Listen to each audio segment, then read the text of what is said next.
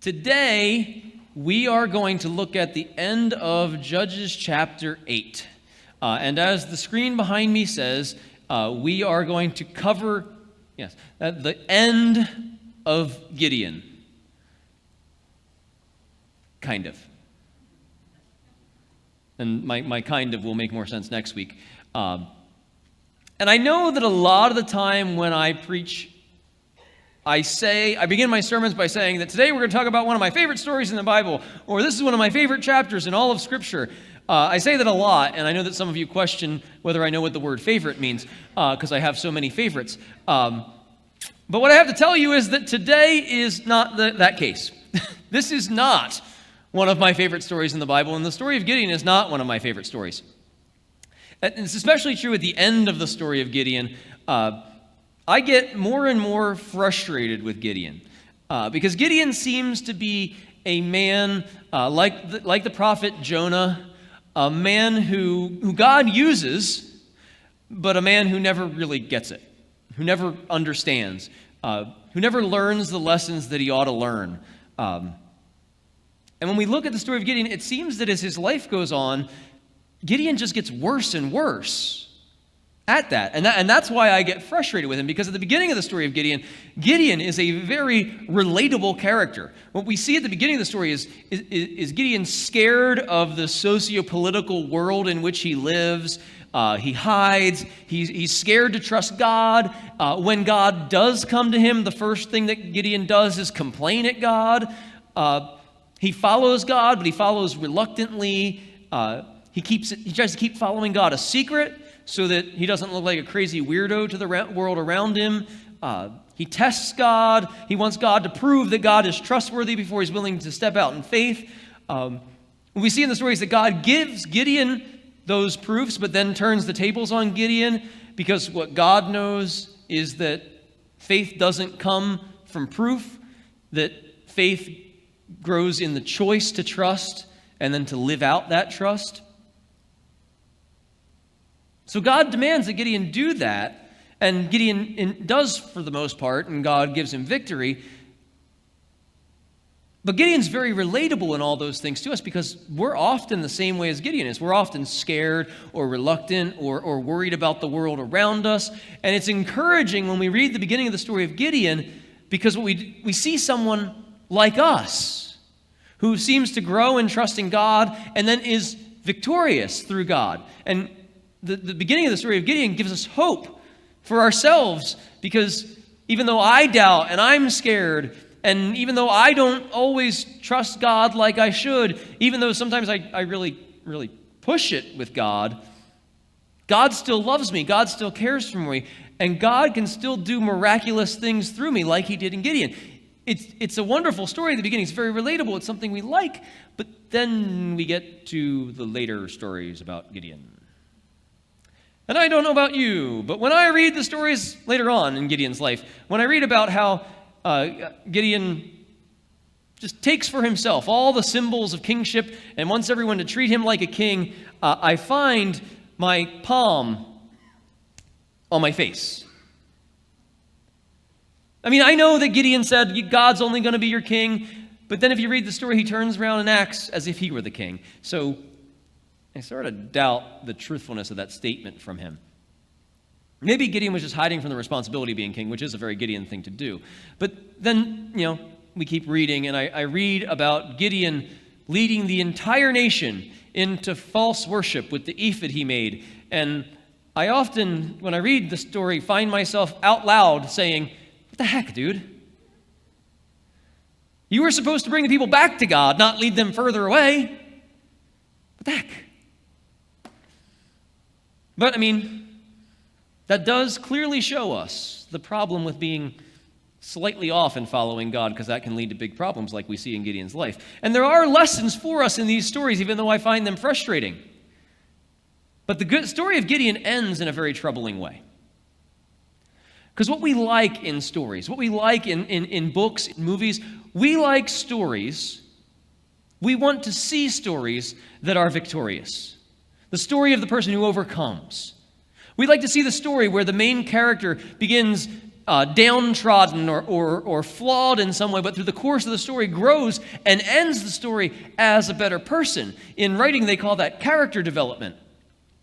We like to see a story where the hero endures through trial and comes out victorious in the end, where the no-good loser works hard and overcomes and maybe runs up the art museum steps and wins the championship, or at least grows into a better person. Those are the types of stories we like to see.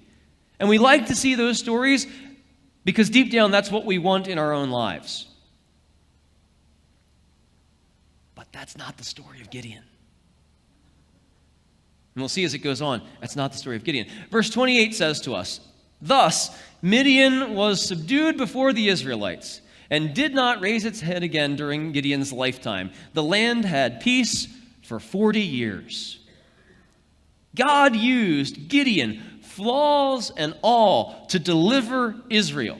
And that was successful because God can't fail even with flawed instruments.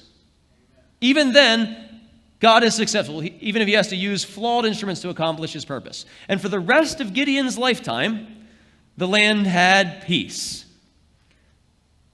I mean,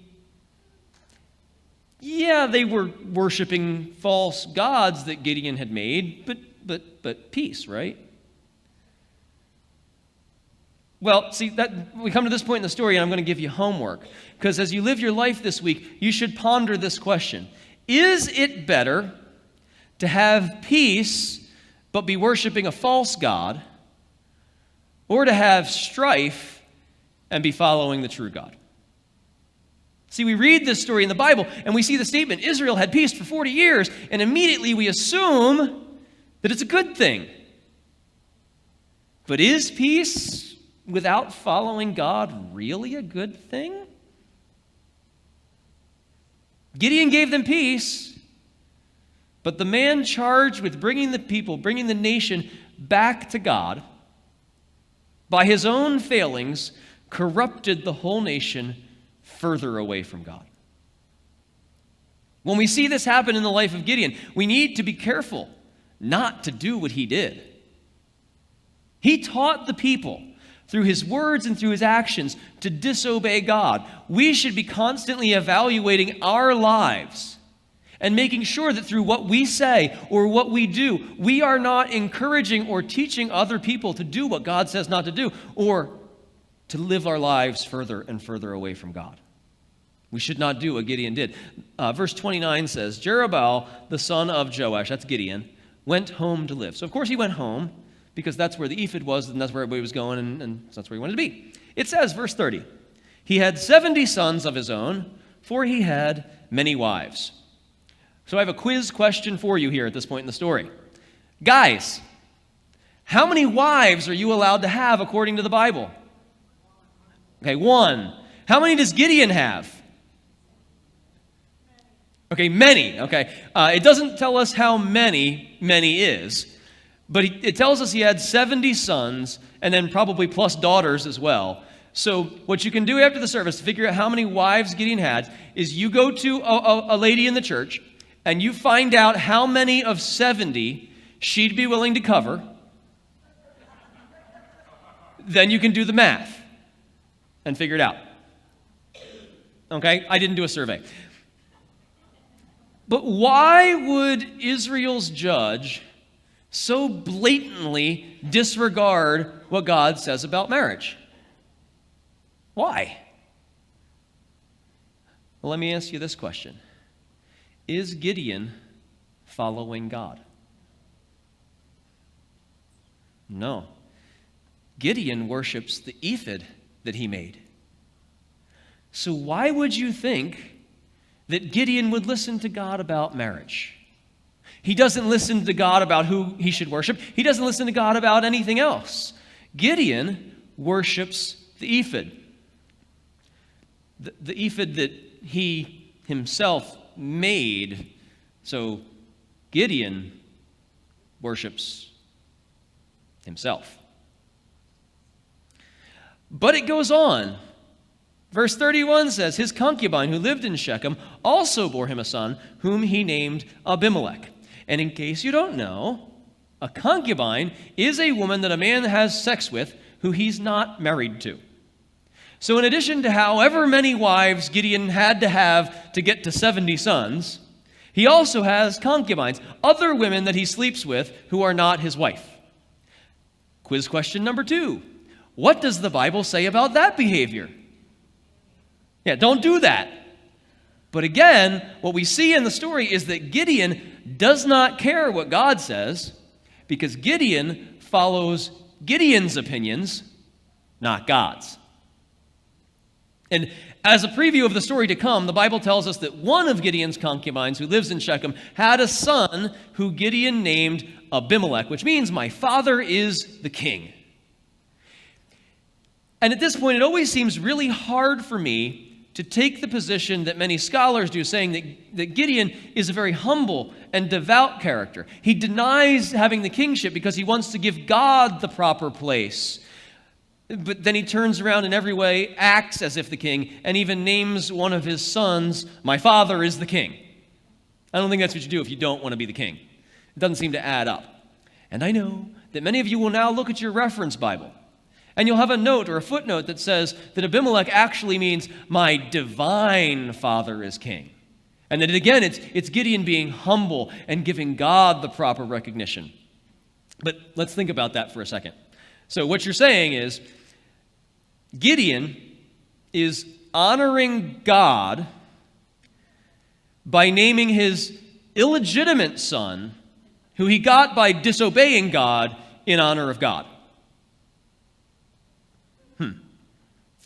Not to mention the fact, by the way, that the name Abimelech has nothing to do with a reference to God anyway, and the scholars are making this position up because they don't want to give up on the victory story of Gideon. Because they're like us, they want to see Gideon triumph. They want to see Gideon do the right thing because that's what we want to see ourselves do. But that's not what happened with Gideon. See, Gideon's already messed up the entire nation of Israel by leading them into idolatry. And what we see as we continue studying Gideon's story is that Gideon's disregard for following God is also going to corrupt and lead to horrible consequences for his entire family as well. And we aren't given the name of any of other Gideon's sons yet, just Abimelech, which should give you the clue that Abimelech is going to be bad news in the story to come. And what you need to see is that everything happens in the text we're going to cover next week. All the bad stuff that happens to Gideon's family falls back on Gideon for disobeying God. Because if he had just done what God says, instead of going after his own opinions, none of the bad consequences would have happened that way. Then the Bible says to us in verse 32, Gideon, son of Joash, died at a good old age and was buried in the tomb of his father Joash in Ophrah of the Abiezrites. And I have to tell you, the story of Gideon makes me sad. Because I can't see the story of Gideon any other way than a tragic story. Because it's a tragedy whenever someone follows their own opinion instead of following God. And that's exactly what we see Gideon do. It's tragic when someone corrupts a group of people, especially a nation, by their bad behavior. We never see that in the modern times anyway. It's a tragedy when someone condemns their whole family to destruction by not following God. Because the solution is right there.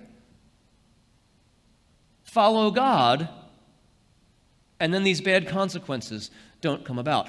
If you follow God, you won't corrupt the nation, Gideon. If you follow God, you won't destroy your family, Gideon. Just follow God. And the lesson is the same for us. Follow God, or else there may be consequences for not only you, but everyone else around you.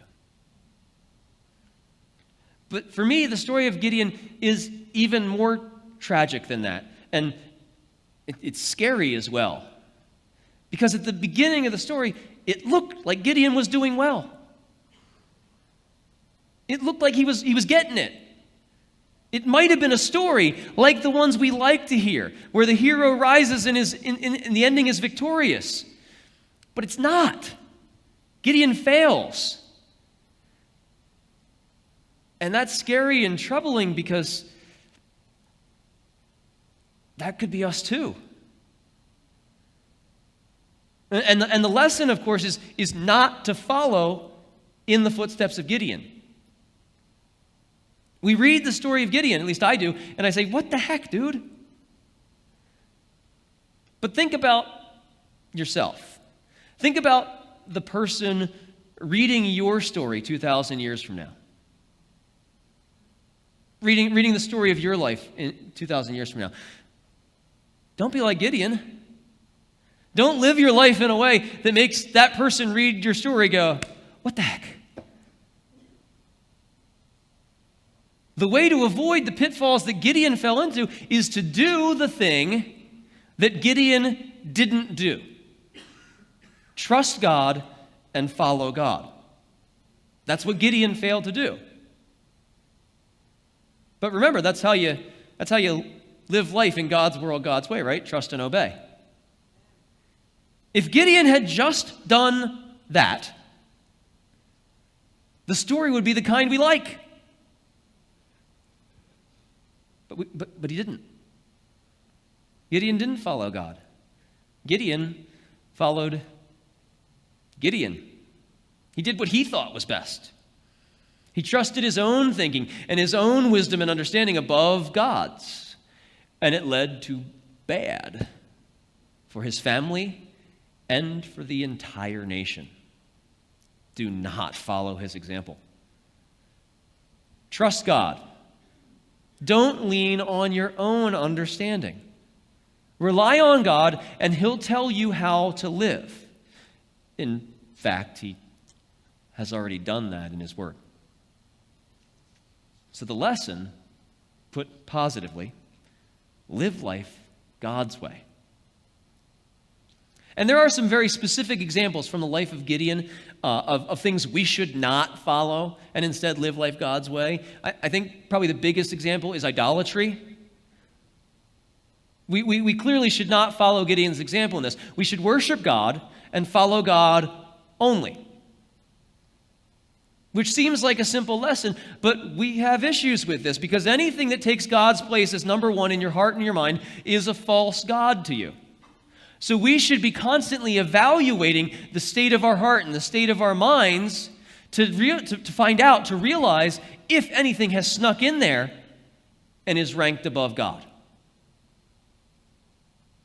I think the most common false god that we have today is actually the same false god that Gideon had.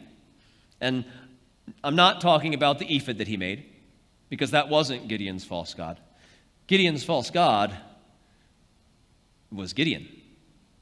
And in particular, his view and his opinion and his authority. Gideon's major flaw is that Gideon got to decide what was right and wrong, not God.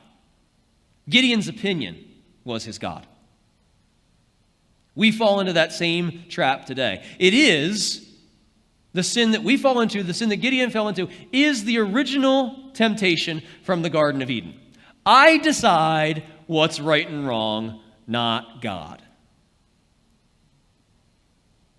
It has been the tactic that Satan has used against people for thousands of years of history, and he doesn't have to get creative and make a new way because it still works. Don't follow Gideon's example. Don't follow the example of all humans throughout history. Don't even follow of yourself from your own life. When you follow your opinion, when you let you decide what's right or wrong instead of God, what you do is you deny God's authority. You deny the authority of the creator of the universe. That is a dangerous position to live in. Resolve to let God be God in your heart and in your mind. Let him have all the authority, just as he says he does in his word. Know what his word says and live it and follow it completely. That is the solution to not falling into the traps that Gideon fell into, not falling into the trap that has trapped humanity for all of history. Follow God. Live life his way. And we also see from the life of Gideon, and it's going to continue into next week's text, that things get really messed up for Gideon and his family because Gideon did not do marriage God's way. The lesson is simple, again. God gets to define marriage because he created. I know I'm being political now. God gets to define marriage because he created. So do marriage God's way or things get messed up. So guys, that means you only get one. Ladies, you only get one. One man and one woman for life. That's God's way. And even when you follow those rules, it's still real easy to mess it up. Don't try to add difficulty to the situation. Do things God's way. Live life God's way. That's the lesson. That's the lesson that we see from Gideon because it's what Gideon did not do.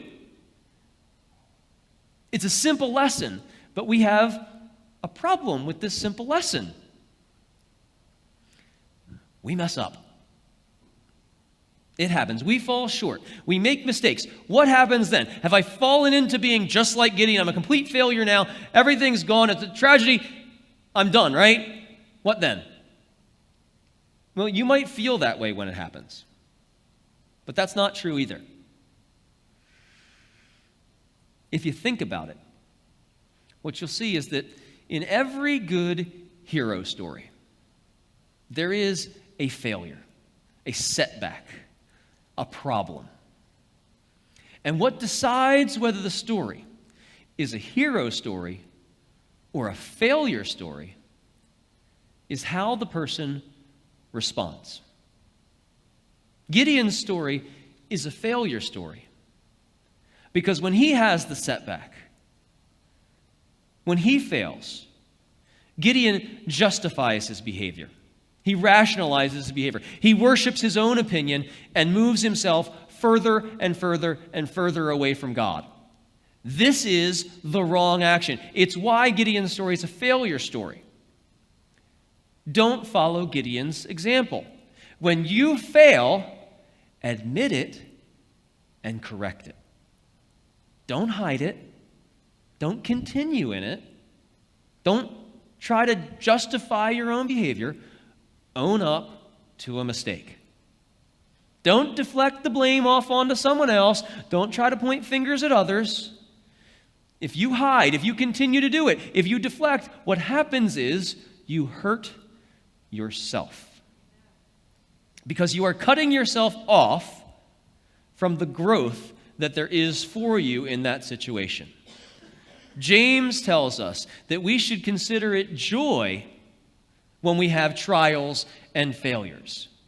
Because in trials and failures, those are opportunities for us to grow more into the person God wants us to be. So what we should do when we have trials or failures is embrace the opportunity for growth that God is providing us. Gideon does not do this. Gideon runs from the opportunity of growth because Gideon trusts his own opinion.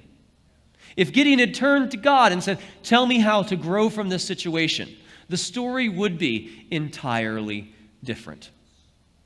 The other problem with justifying your own behavior or deflecting it off to other people or continuing in the wrong behavior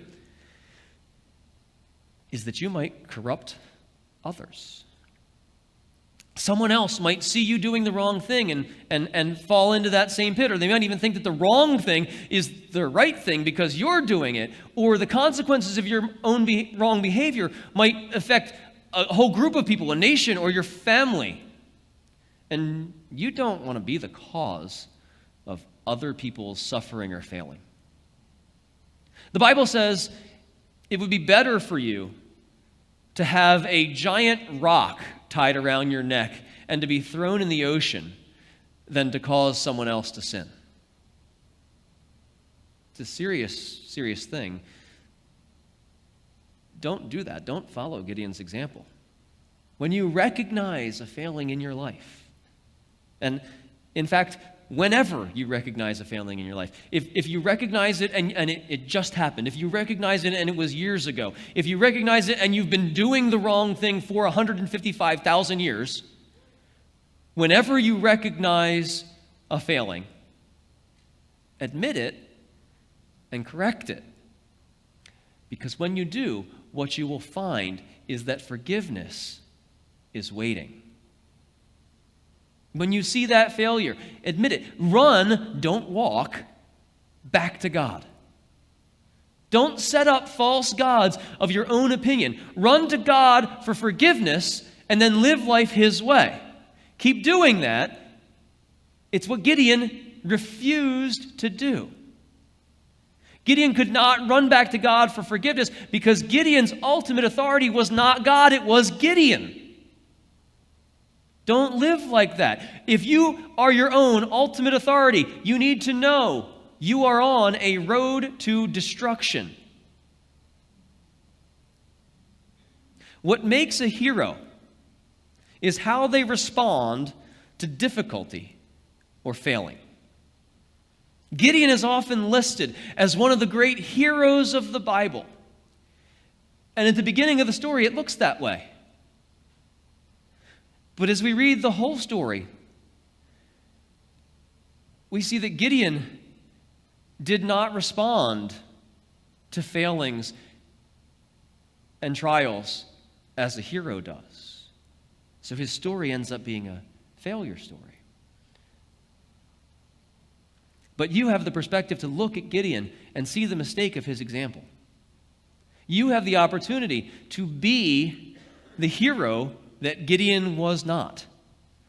And we do that by running to God for forgiveness when we fail and living life God's way. And you may think you're nothing like Gideon.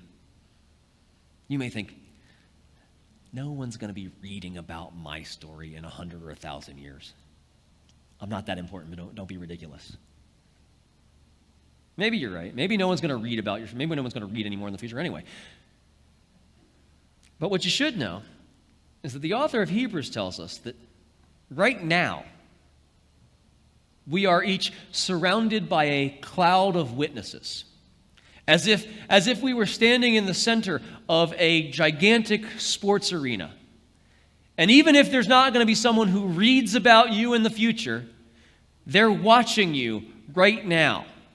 They are hoping that your story is going to be the story like the kind we like, where the person rises and is victorious. And you do that by having God be your ultimate authority and by living life His way, by admitting and correcting failures, by seeking forgiveness.